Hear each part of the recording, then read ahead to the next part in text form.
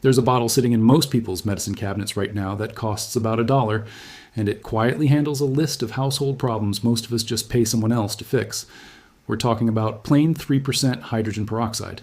The stuff you probably only associate with cleaning a scraped knee, but the same reaction that disinfects a cut is doing something much bigger when it touches a clogged drain, a smelly disposal, or a stained toilet bowl. And once you understand why it works, you'll wonder why it isn't the first thing anyone reaches for. Here's the problem most homes run into. Slow drains, musty washing machines, sour garbage disposals, sump pumps that die early. These aren't really plumbing failures, they're biology. Soap scum, hair, skin oils, and food residue create a thin, slimy coating inside pipes and appliances called biofilm, and that biofilm is basically a growing colony of bacteria. Bleach and most drugstore drain cleaners either mask the smell or use harsh caustic chemicals that eat away at pipe joints over years of use. Either way, the problem creeps back within weeks, and eventually, somebody's calling a service technician for something that started as a $5 fix. That's really the whole story behind why hydrogen peroxide isn't already a household staple for this stuff. It's not that anyone is hiding it. It's that a $1 bottle of peroxide doesn't generate repeat business the way a $15 bottle of drain cleaner or a seasonal service visit does. Maintenance businesses are built around recurring problems, and a chemical that actually prevents the problem from recurring just isn't part of that model. So what is hydrogen peroxide? Chemically, it's water with one extra oxygen atom bolted on, H2O2 instead of H2O. That extra atom is unstable, and the moment it touches organic material like bacteria, mold, or biofilm, it breaks apart in a burst of oxidation, tearing apart the cell structure of whatever it's touching. What's left over is just water and oxygen gas.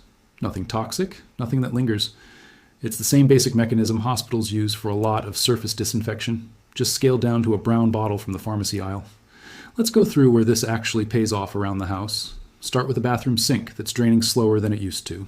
That's usually biofilm lining the inside of the pipe. Not a hard clog yet. Pour a full cup of 3% hydrogen peroxide straight down the drain. Let it sit for about 30 minutes, and you'll hear it fizzing as it works through the buildup. Flush with hot water for half a minute afterward. Doing this monthly keeps that slime layer from ever thickening into a real clog, which is the exact kind of call that runs a flat service call fee plus time for what amounts to a 10-minute job. The garbage disposal works on the same logic. That sour smell isn't the disposal itself. It's bacteria coating the splash guard and grinding chamber. Commercial disposal cleaners tend to just mask odor for a few days without killing what's actually causing it. Pour half a cup of peroxide into the disposal, let it sit for 10 minutes without running water, then flush with hot water and run the disposal for half a minute. The smell goes because the bacteria causing it is actually dead, not just covered up. Shower and tub drains are a slightly bigger job because the culprit is usually a mat of hair tangled with soap scum and conditioner residue sitting in the trap. Pour a cup of baking soda down first, then follow immediately with a cup of hydrogen peroxide. The fizzing reaction breaks down the biofilm gluing that mat together and can loosen or shrink a partial clog considerably. Let it sit 15 minutes, then flush with hot water for a full minute. Repeat once if needed. It's worth being honest here. For a fully solid, packed hair clog, this loosens things up more than it guarantees a complete clear. So if the drain is still barely moving afterward, a drain snake or a plumber is still the right call. But for the slow, partially clogged drains most people deal with, it's often enough on its own. Then there's the stain most people assume means their toilet needs replacing. That brown or rust-colored ring that scrubbing and bleach won't touch. That ring isn't dirt. It's mineral staining from iron and manganese in the water supply, and bleach doesn't touch oxidized metal because it's built to kill bacteria, not dissolve minerals. Hydrogen peroxide reacts directly with iron and manganese and breaks that bond. Shut off the water supply, flush to empty the bowl as much as possible, then pour a full bottle of 3% peroxide over the stain and let it sit for at least an hour. 2 is better. Scrub gently with a toilet brush afterward and the ring lifts off far easier than it would with a scouring pad and bleach. Nobody actually needs a new toilet over this one. What they're really avoiding is a harsh acid-based commercial desk layer or a plumber's call-out for something cosmetic. Front-loading washing machines develop a black musty ring around the rubber door seal. That's mold, and it's the reason laundry can come out smelling faintly off no matter how much detergent gets used. Mix equal parts peroxide and warm water, wipe down the seal thoroughly, including the folds, then run an empty hot cycle with a full cup of peroxide in the detergent tray. Do this monthly, and the mold doesn't get the chance to reestablish itself. Dishwashers pick up the same film and musty smell from mineral buildup and mold in the door seal. Pour 2 cups of peroxide into an empty dishwasher and run a full hot cycle, no dishes. It clears the spray arms, kills the mold in the seal, and cleans out the filter. Doing this every couple of months is a lot cheaper than a service call for clogged spray arms. Floor drains and rarely used sinks sometimes give off a sewer smell, and that's almost always because the water trap that's supposed to seal off sewer gas has evaporated, often alongside a coating of bacteria adding its own odor.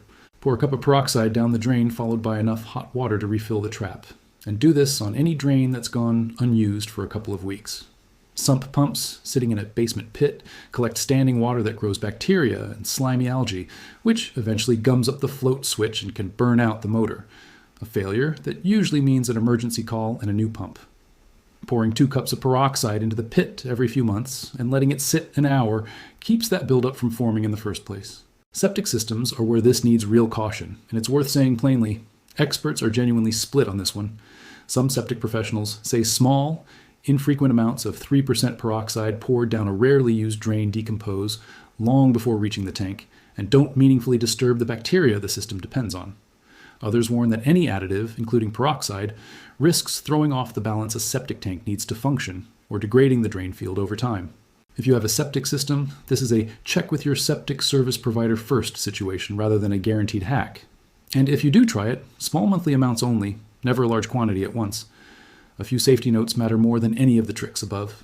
Stick to standard 3% hydrogen peroxide, the everyday brown bottle.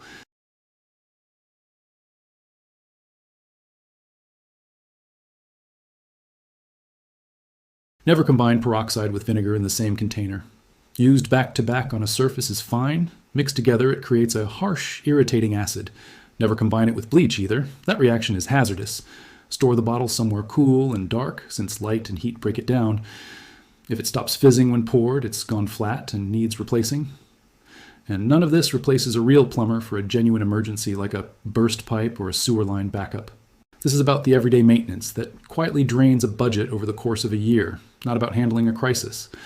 Most of what keeps plumbing and appliances running well isn't complicated. It's just biology and chemistry repeated on a schedule using something that's already sitting in the house. Hidden Fix Lab exists for exactly this kind of thing, the stuff hiding in plain sight that turns out to be worth more than the price tag ever suggested.